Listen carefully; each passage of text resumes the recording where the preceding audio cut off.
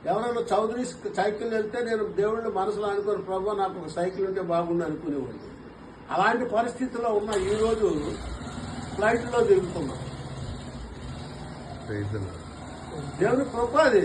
అందుకే ఇక్కడ ఏమంటున్నాడు అంటే బీదలను కనికరిస్తే ఒక ఔన్నత్యం చెప్తున్నాను. ఆపత్కాలం మంది వారిని తప్పించును, యెహోవా వారిని కాపాడి బ్రతికిస్తాడు. ఎన్ని సమస్యలు ఉన్నా, ఇలాంటివి ఉన్నా కూడా ఏం చేస్తాడు ఆయన? కాపాడి బ్రతికిస్తాడు. దేని కొరకు? బీదలను కనికరించినందుకు. అది చెప్పాలి బ్రదర్ నాకు. యెహోవా వారిని కాపాడు. భూమి మీద వాడు ఎవడవుతాడు? ధన్యుడు అవుతాడంట. అంటే ఆశీర్వదింపబడిన వాడు అవుతాడు. ఎందుకు? బీదలను కనికరించినందుకు. వారి శత్రువుల ఇచ్చుకు అప్పగించడంట. ఎంతమంది దండెత్తి వచ్చినా సరే దేవుడు అక్కడ కాపలా ఉంటాడు, నిన్ను తప్పిస్తాడు. రోగశయ్యము మీద యెహోవా వారిని ఆదరిస్తాడు బ్రదర్. రోగశయ్యము మీద దేని కొరకు?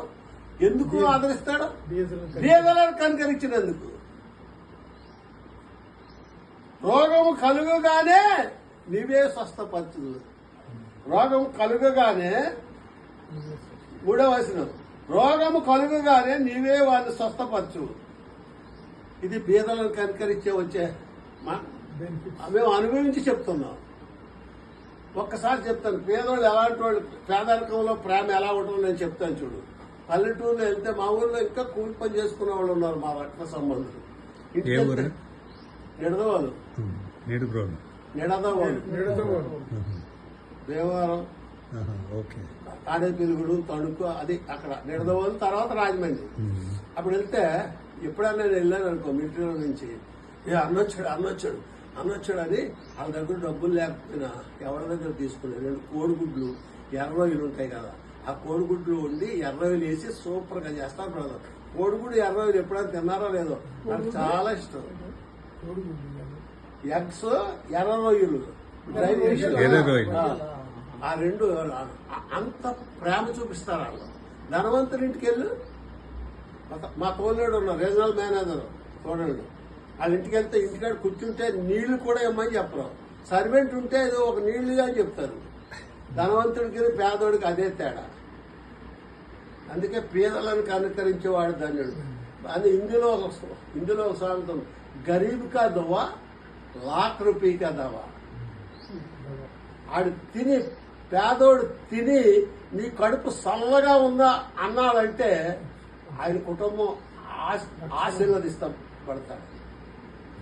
అలా ఉండాలా మనం క్రైస్తవం అంటే. నేను నూతనంలో ఉన్నవాడిని, కబుర్లతోటే బతికాను, కానీ ఇప్పుడు కాదు.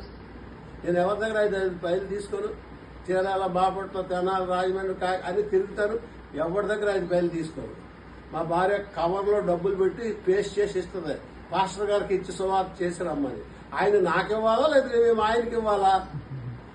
ఇవ్వడంలో ఉన్న ధన్యత బ్రదర్, ఇవ్వడంలో. అందుకే మా పాస్టర్ గారు అనేవాడు, గివ్ అంటే ఇవ్వు, give plus forgive is equal to love. Agape ప్రేమ నీ జీవితంలో ఉండాలంటే ఇవ్వడంలో నేర్చుకో, క్షమించడం నేర్చుకో. ఈ 2 ఉంటే దేవుడు ఆశీర్వదిస్తాడు. ఆయన కృప మన జీవితాన్ని, ఆయన ప్రేమ, ఆయన వాత్సల్యత మన కుటుంబాల్లో ఆల్రెడీ పరిశుద్ధాత్మ దేవుడు మీ ఇంటిలో సంచరిస్తాడు. దేవుడి వాక్యాన్ని దేవుడు